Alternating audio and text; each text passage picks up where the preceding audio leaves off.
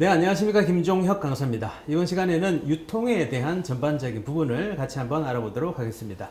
혹시 여러분들은 1929년도에 발생한 경제 대공황 다들 아시나요? 경제 대공황은 원인이 뭐라고 생각하십니까?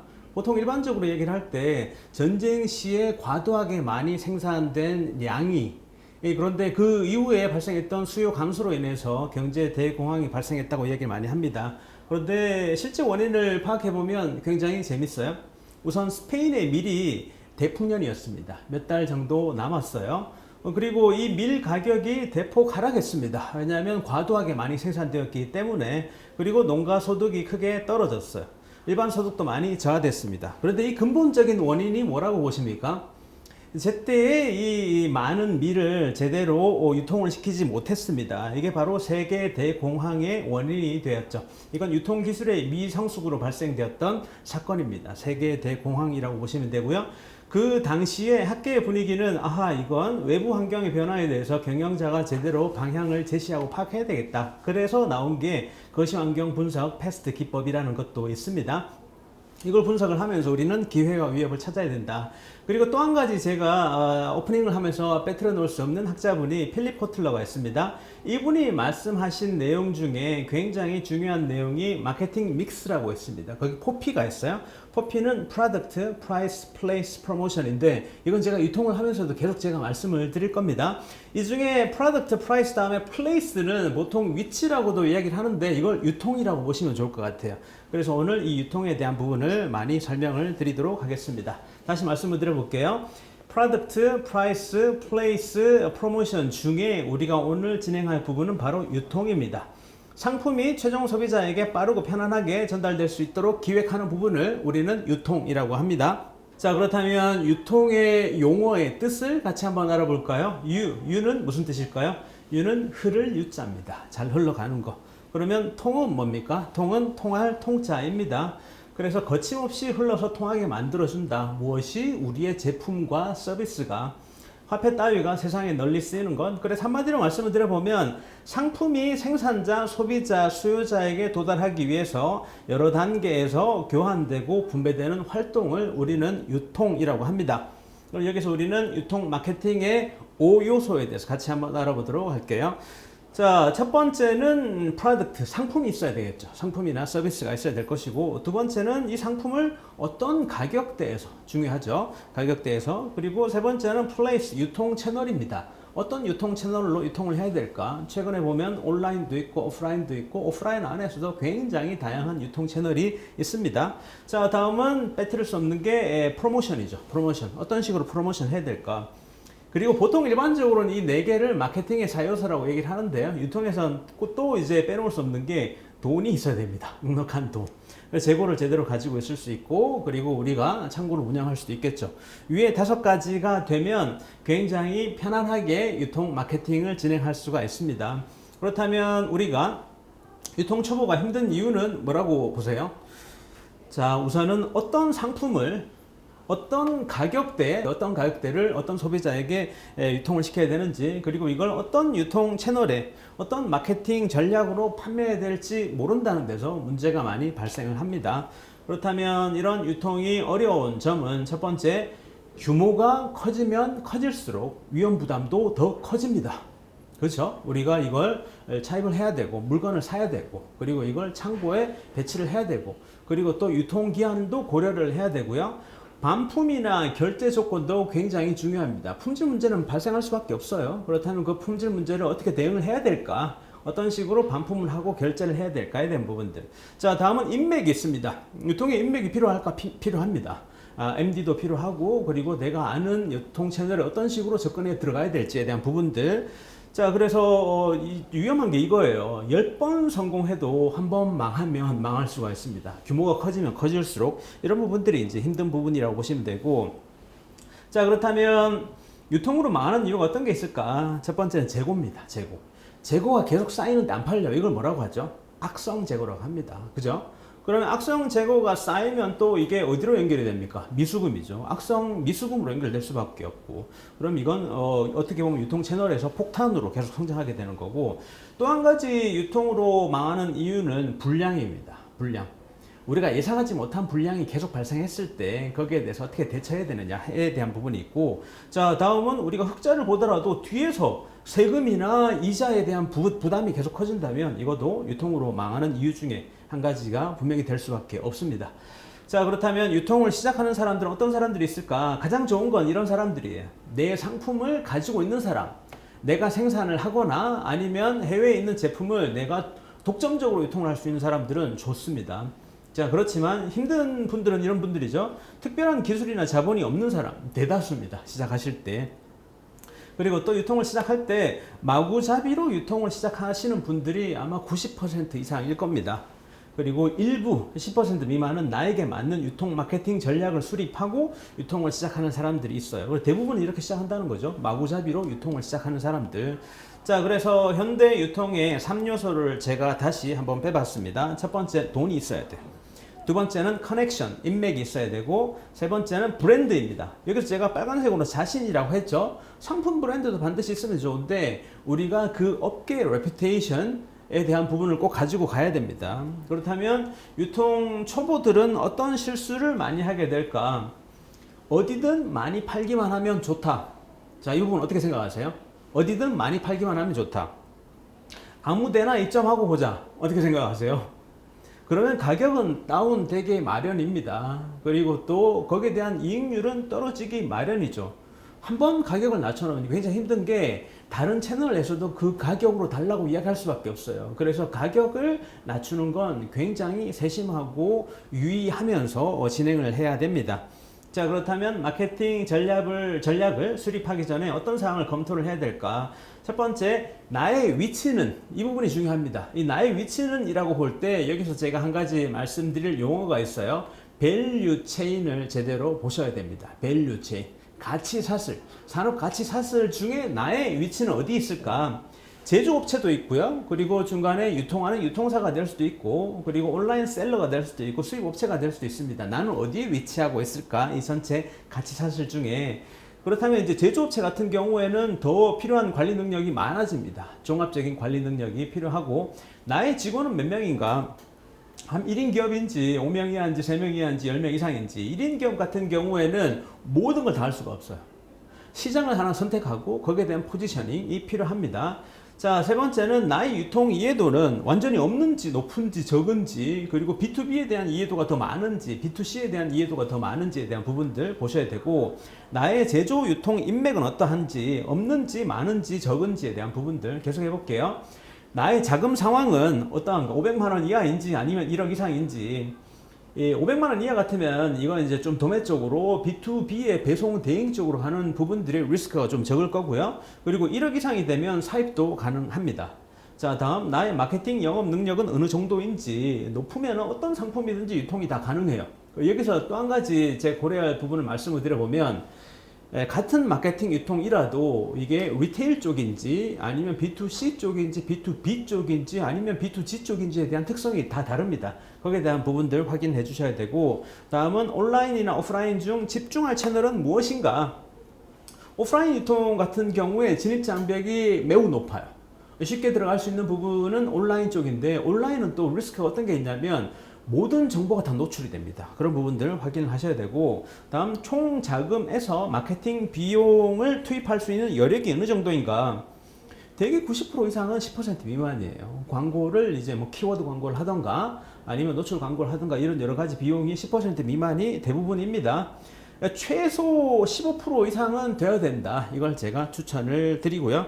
자, 계속 해보겠습니다. 현재 유통할 상품이 있는지 없는지에 대한 부분, 상품의 공급처는 어디인지, 직접 만들면 좋죠. 아니면 도매시장인지 제조업체인지 해외에서 가지고 오는지, 그리고 다음 지속적인 공급이 가능한지, 그리고 최저가가 유지되는 상품인지. 최저가가 유지되면 최고죠. 우리 제품이 제일 싸니까. 그래서 이런 부분들을 전체적으로 한번 체크해 봤고요. 가격 경쟁력이 있는지, 시장이 형성되어 있는지. 이미 시장이 형성되어 있으면 브랜딩이나 홍보에 대한 비용을 추가적으로 과도하게 투입할 필요가 없는 그런 장점이 있을 수도 있습니다. 그리고 상품의 가격대는 고가라면 다른 타겟이 필요합니다. 다른 타겟 프리미엄 전략이 필요하고 마케팅 전략도 달라져야 되고요.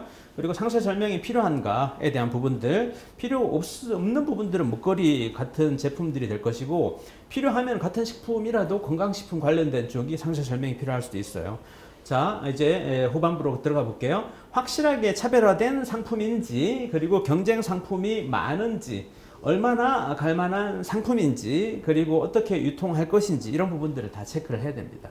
그래서 제가 처음 여러분들이 창업을 하시거나 나의 사업을 시작할 때 유통에 대한 부분 어떤 것들을 먼저 검토를 해야 되는지 쭉 말씀을 드렸고요.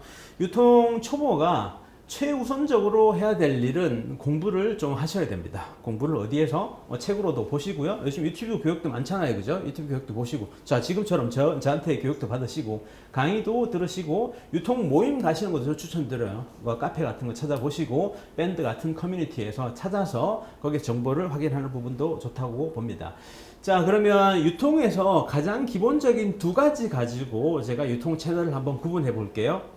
여기 X축은 재고의 회전율입니다. 재고 회전율. 재고 회전율이 빠른 게 좋으세요? 아니면 느린 게 좋으세요? 자, 그리고 X축은 수익성입니다. 하나당 팔았을 때 마진이 많은 게 좋으세요? 적은 게 좋으세요? 당연히 회전율이 빠르고 마진율은 높은 게 좋죠. 그러면 이 분명부터 한번 들어가 볼게요. 재고 회전율은 낮은데 돈도 안 돼. 그럼 어떤 게 있을 것 같으세요? 어떤 부분 한번 생각해 보세요. 이 교육 들으시는 여러분들도. 재고 회전율도 느린데 돈도 안 돼. 자, 그건 예전에 있던 재래시장이나 구멍가게 이런 데 보시면 되고요. 자, 다음은 재고 회전율은 낮은데 수익성은 높아. 어떤 데가 있습니까? 빨리 팔리진 않은데 거기 하나하나당 마진이 높아요. 이건 백화점입니다. 백화점. 그리고 다음 재고 회전율이 높은데 하나하나당 제품의 수익성은 낮아. 싸게 팔리는 거죠. 싸게 많이 빨리 팔리는 거. 어떤 데가 있습니까? 할인마트, 창고형 마트 같은 데가 있고, 그러면 재고 회전율도 높은데 돈도 많이 벌어요. 최고죠. 이게 어딥니까? 이게 바로 우리 동네 주변에 보이는 편의점입니다. 그래서 이걸 보시면은 각 유통 채널에서 요즘 가장 주력하고 시장을 확장하고 하려는 부문이 바로 편의점입니다. 모든 유통 채널, 유통업체들이 여기에 다 뛰어들고 있어요. 그래서 편의점이 요즘 유통의 왕이다 라고 말씀드릴 수가 있고요. 유통 경로를 가지고 제가 직접 그린 그림으로 한번 설명을 드려볼게요. 가장 기본적으로 여러분들이 농사를 짓는다고 생각해 보세요. 내가 배추나 무를 길렀어. 그러면 매번 뉴스에 나오는 건 중간 유통상이 어마어마하게 이익을 부당하게 많이 취하고 있다. 그런 뉴스 보면 어떤 생각 드십니까? 유통상을 없애야 되겠네. 맞나요? 근데 만약에 여러분들이 배추나 무 같은 농산품을 유통을 하라면 어떠시겠어요? 바로 뛰어 드시겠어요? 힘들어요. 저 같은 경우에는 어떤 생각을 하냐면 이런 제품들은 리스크가 굉장히 높다. 맞죠? 내가 1억 원어치를 샀어. 근데 이거 유통을 제대로 못하고 관리를 제대로 못하면 그 중에 절반이 날아갈 수도 있습니다. 그리고 리스크가 높기 때문에 저는 매번 김장철에 나오는 유통업체를 제거해야 된다. 그런 건 전 동의하지 않아요. 그렇다면 일반적으로 직접 내가 재배를 해서 직접 소비자에게 유통을 한다는 걸 이제 대부분 D2C라고 얘기를 많이 합니다. Direct to Consumer라고 얘기를 많이 하고, 그럼 이렇게 하면 제일 좋겠죠. 이익을 많이 거두기 때문에. 그렇지만 여기에 리스크는 뭐가 있냐면 내가 본업에 투자할 수 있는 시간과 노력이 덜해질 수 있다는 그런 부분들이 리스크가 있고, 자, 그래서 우리가 일반적으로 많이 쓰는 방식이 간접 유통입니다. 농가에서 도매시장으로 넘어가고 도매시장에서 중간 도매로 넘어가서 소매상에서 소비자에게 넘어가는 방식을 간접 유통이라고 합니다. 그래서 이 두 개로 크게 나눠볼 수 있죠. 직접이냐 아니면 간접이냐. 자, 그렇다면 이 간접 유통을 조금 더 상세하게 들어가 보면요, 전속적인 유통이 있어요. 어떤 이야기냐면 제조업체 A가 전매를 하는 겁니다. 전매를. 이 뜻은 화장품이나 자동차 유통 같은 경우에 우리나라에서 현대자동차 대리점에서 기아자동차, 쌍용자동차까지 같이 팔지 않잖아요. 그죠? 현재 현대자동차 대리점에서 현대만 팔고, 기아에서는 기아만 팔고, 그리고 일부 아모레 화장품에서는 아모레만 팔고, 이런 식으로 브랜드 가치가 강하고 제조업자의 지배력이 강할 때, 그리고 비싼 제품인 경우에는 전속적인 유통의 방식을 많이 씁니다. 자, 두 번째는 선택적인 유통이 있어요. 선택적인 유통은 이 소매상에서 A 제조업자 제품도 팔 수 있고, 그리고 제조업자 B 제품도 팔 수가 있습니다. 이 같은 경우에는 대표적인 게 하이마트라고 보시면 돼요. 하이마트. 하이마트에 가면 우리가 삼성도 살 수 있고 LG도 살 수 있고 대우도 살 수 있고 그죠? 그러면 이런 가전제품 전문 할인점이나 가전제품 같은 경우에는 어느 정도 설명이 필요합니다. 이런 세탁기가 좋다, 그리고 이런 냉장고가 좋다, 거기에 대한 부분들 추천이 필요하기 때문에 이런 경우에는 선택적인 유통을 방식을 쓰기도 하고요. 자, 개방적인 유통이란 건 뭐냐면 제한이 없어요. 우리 소매점에서 어떤 거라도 다 팔 수가 있습니다. 이건 어떤 제품들이 있을까요? 식료품이 대표적이죠. 식료품이나 과일이나 채소 같이 구입 빈도가 높은 상품을 유통해서 개방적인 유통에 가까울수록 넓은 판매 방식이 필요합니다. 그래서 이제 일반적인 유통의 방식과 간접 유통의 방법과 종류에 대해서도 말씀을 드렸어요. 그러면 다음은 VMS에 대해서 제가 말씀을 드려보겠습니다. VMS는 Vertical Marketing System인데 예를 들어 볼게요. 기업형 VMS는 현대자동차 생각해 보시면 돼요. 현대자동차의 생산 부문과 영업 부문을 생각해 보시면 같은 회사입니다. 그죠? 같은 회사. 그리고 이마트 체인의 본부와 점포를 생각해 봐도 동일 자본의 같은 회사예요. 이런 경우에는 기업형 Vertical Marketing System, 기업형 VMS라고 얘기를 하고요. 두 번째는 일반적으로 이런 형태가 우리 주변에 굉장히 많습니다. 계약형 VMS, Vertical Marketing System, 어떤 부분들, 편의점이 대표적이죠. 편의점의 점주는 그 편의점 프랜차이즈의 직원인가요? 아니죠. 개인 사업자잖아요. 개인 사업자가 계약을 합니다. 그리고 또 어떤 경우에 치킨, 그리고 요즘 보면 카페도 있나요? 카페, 커피숍 같은 부분들, 계약형이라고 보면 돼요. 그 점주는 이 회사의 직원이 아니다. 계약을 한다. 그리고 세 번째는 관리형 VMS가 있습니다. 지원 관계. 제조업체가 소매상을 지원해준다. 화장품 제조업자와 화장품 전문점, 주류 제조업자와 주류 소매, 이런 식으로 보시면 될 것 같아요. 자, 다음 제가 여러분들께 알려드릴 내용을 체인 오퍼레이션이라고 있습니다. 체인 오퍼레이션은 어떤 느낌이냐면요. 예를 들어서 편의점 프랜차이즈라고 볼게요. 편의점 프랜차이즈에서 봤는데 정보가 부족해요. 이게 R1은 정보가 부족해요. 그런데 이쪽 R4 편의점은 굉장히 정보를 잘 활용하고 정보가 많습니다. 그럼 본부에서는 이 정보를 이쪽에 알려줄 수 있어요. 똑같은 상황인데 주변에 결혼 안 하신 젊은 사람들이 많을 때 이런 제품을 구비해주면 잘 되더라. 이런 것들을 우리는 체인 오퍼레이션이라고 합니다. 그러면 이 체인 오퍼레이션에서 하는 방식은 이거예요. 첫 번째, 비용을 절감할 수가 있습니다. 많은 상품을 한꺼번에 구매할 수 있죠. 이걸 규모의 경제라고 합니다. 한꺼번에 많이 사면은 가격이 낮아져요. 그죠? 그럼 이 유통센터에서는 어떤 식으로 각 점포 1, 2, 3별로 그들의 수요처와 시장이 다르죠. 그러면 거기에 대한 맞춤형 솔루션을 따로따로 줄 수가 있어요. 이쪽은 나이 드신 분들이 많으시니까 이런 세트 솔루션 1, 이쪽은 가정주부들이 많으시니까 솔루션 2, 이쪽은 결혼 안 한 젊은이들이 많으니까 솔루션 3, 이런 식으로 구분해서 줄 수가 있습니다. 그러면 이제 대량 단품종으로 구매했던 방식이 소량 다품종으로 커스터마이제이션 할 수 있다는 뜻이죠. 이런 것들을 체인 오퍼레이션이라고 합니다. 그리고 최근에 또 어떤 트렌드가 있을까요? 최근의 트렌드를 한마디로 말씀을 드려보면 뭐랄까요? 제조업체보다 유통업체의 힘이 더 세지고 있습니다. 동의하시나요? 여기 NB는 내셔널 브랜드입니다. PB는 뭘까요? PB는 프라이빗 브랜드죠. 프라이빗 브랜드는 그 유통업체가 제조업체보다 힘이 더 세기 때문에 당신들의 브랜드를 가리고 우리 브랜드를 박아줘. 대표적인 게 어떤 게 있어요? 코스코에 갔을 때 뭐 커클랜드 같은 거, 이마트에 갔을 때 이마트 라면, 이런 식으로 나오는 부분들 있죠. 그래서 최근에 보면 이 PB의 질이 더 올라가고 있어요. 이 두 개로 나눠 보면 가격 파괴형 PB는 제네릭 브랜드라고 품질을 구애받지 않는 제품들 있죠. 메모장이나 쓰레기통 같이 그런 부분들이 있고, 품질 중시형 PB는 뭐 우유나 빵이나 탄산음료나 의류 등 품질이 중요한 부분에서는 이 품질 중시형 PB도 나오고 있습니다. 이런 것들을 우리는 PB, Private Brand라고 얘기를 합니다. 그래서 이제 유통업체 힘이 예전보다 더 강해지고 있다.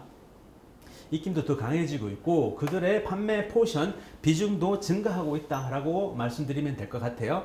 자, 다음은 유통의 구조입니다. 유통의 구조 가장 단순하게 보면 생산자가 만들어서 소비자에게 판매하는 방식 1번이라고 볼 수 있고, 2번은 이것도 많이 보는 거죠. 생산자가 소매상에게 팔아서 소비자에게 가는 방식. 3번은 생산자가 도매상에서 팔아서 소비자에게 가는 방식. 어떻게 생각해보면 우리가 한 번씩 도매상 같은 데 가서 사기도 하잖아요.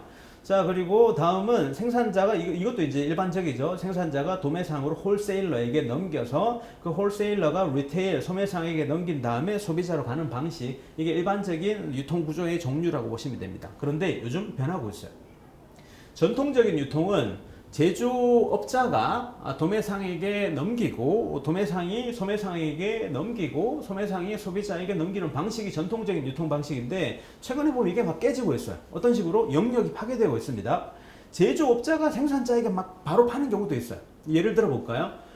코로나가 있었던 2020년부터 2022년 정도를 보면 그때 어떤 제한이 있었죠? 사람들이 모이면은 전염이 되기 때문에 모이지 말라고 했기 때문에. 그러면 이제 전통적인 오프라인으로 유통하는 업체들이 많은 타격을 받았어요.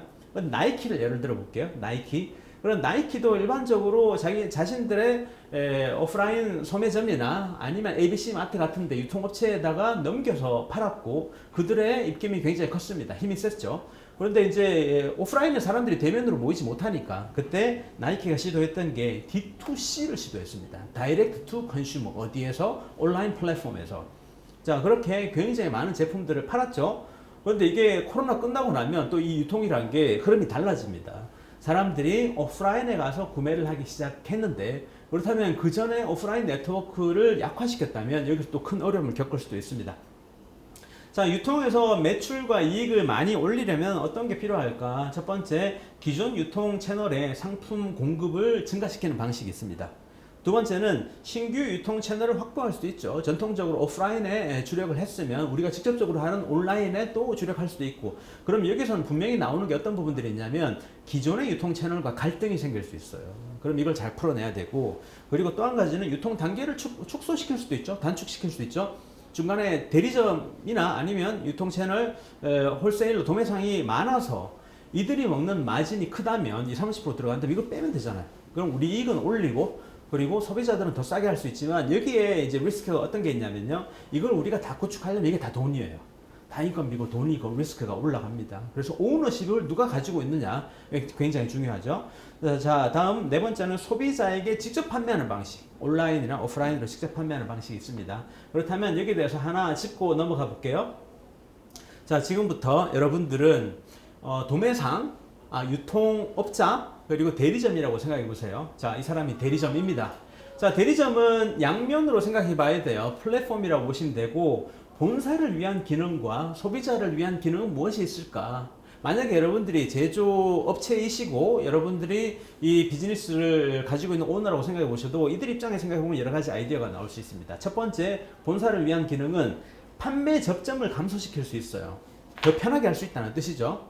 왜냐하면 본사 입장에서 이들을 다 컨택하려면 수백 명의 대리점, 수백 명의 영업사원이 필요할 수도 있지만 이분들이 이제 각 지역별로 하나씩 있다면 접점이 줄어들 수 있다. 자, 두 번째는 시장 영역을 빠르게 확대할 수 있어요. 대만의 대리점, 중국의 대리점, 일본의 대리점, 그리고 우리나라의 경남 대리점, 경북 대리점 이런 식으로 해주면 빠르게 시장 영역을 확대할 수가 있습니다. 그리고 다음 운영 부담도 감소시킬 수 있어요. 상품 공급의 안정성을 확보할 수 있고 수요에 대응할 수 있는 능력도 향상시킬 수가 있습니다. 주문 처리도 마찬가지입니다. 주문 처리도 대부분 자기들이 사람을 고용해서 주문 처리하고 입력해야 되는 부분들을 대리점에 많이 넘겨주는 경향이 있습니다. 그리고 어떤 경우에 저도 이제 대리점을 매니지먼트 할 때 이들에게 압박을 줬어요. 최근 시장 정보를 달라 이런 식으로 압박을 가하기도 했습니다. 자, 다음은 대고객 서비스. 어떤 게 있을까요? 대표적으로 이들은 소비자의 접점이 있기 때문에 제품을 교환하거나 반품하거나 설치하거나 보수하거나 이런 이제 그 서비스에 관련된 부분도 이쪽으로 많이 이양하는 트렌드가 있습니다. 소비자를 위한 기능은 가장 큰 게 이거예요. 가까운 지역에서 편하게 구매할 수 있게 만들어주는 겁니다. 공장까지 찾아갈 필요가 없어요. 라면 살 때 공장까지 찾아갈 필요 없잖아요. 그리고 다음은 상품의 구색의 편의성입니다.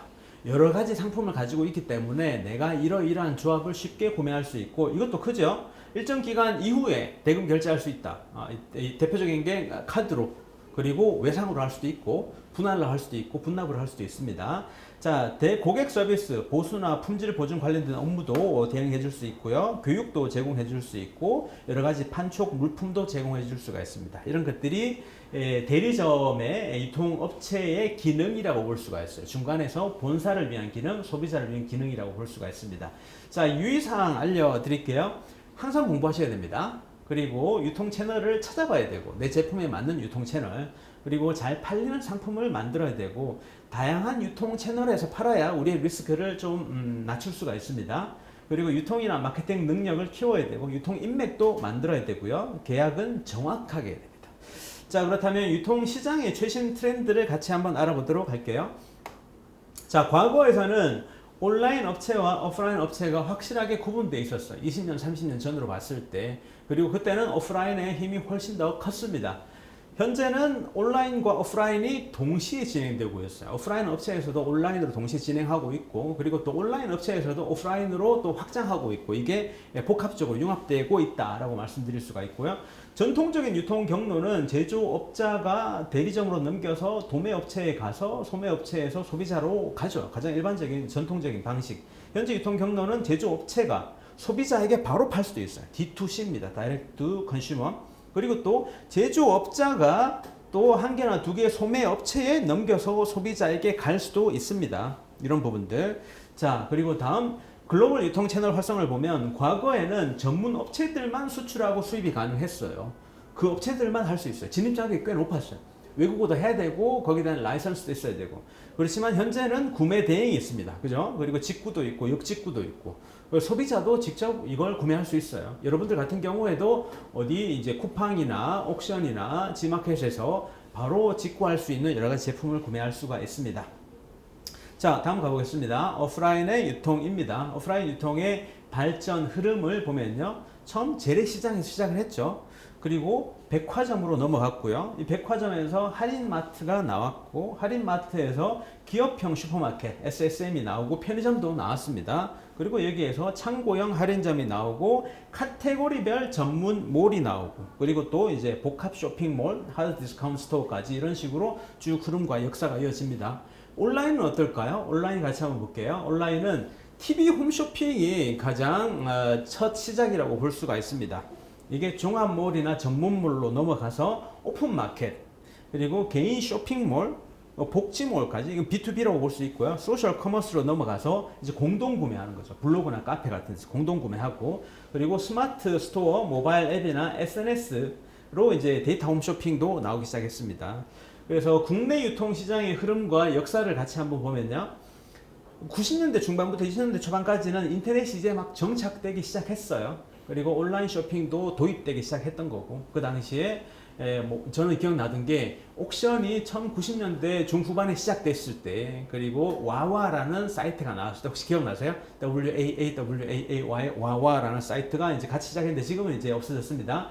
그리고 2000년대 중반부터 2010년에 들어가 보면 오픈 마켓이 활성화가 됐어요. 전문몰이나 종합몰 성장기가 됐고, 여기 중요한 건 검색이나 노출 기반, 그리고 2011년에서 2018년까지는 모바일 쇼핑이 확 성장했습니다. 뭐 때문에 2007년, 8년, 9년도에 아이폰이 나오고 스마트폰이 활성화되면서 모바일 쇼핑이 급성장했어요. SNS 판매도 성장했고, 2019년 이후에는 네이버가 온라인의 거대 플랫폼이 됐습니다. 네이버의 영향력이 굉장히 강화됐습니다. 우리나라 시장의 특징이라고 보면 되죠.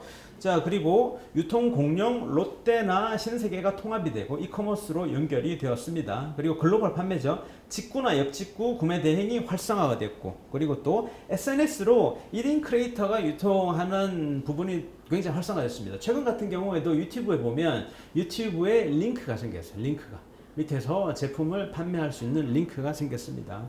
자, 그래서 이런 전반적인 부분들로 보면은 미국의 노동시장을 잠깐 한번 보여드려 볼게요. 2010년도까지. 자, 우선 이제 농업 부분을 보면 사람들이 계속 줄어들고 있어요. 산업 부분에서도 이렇게 사람들이 이제 줄어들고 있는데, 서비스 부분에 사람들이 이제 늘어나고 있을 때 여기에서 가장 크게 영향을 미치는 산업이 무슨 산업이다? 바로 유통입니다.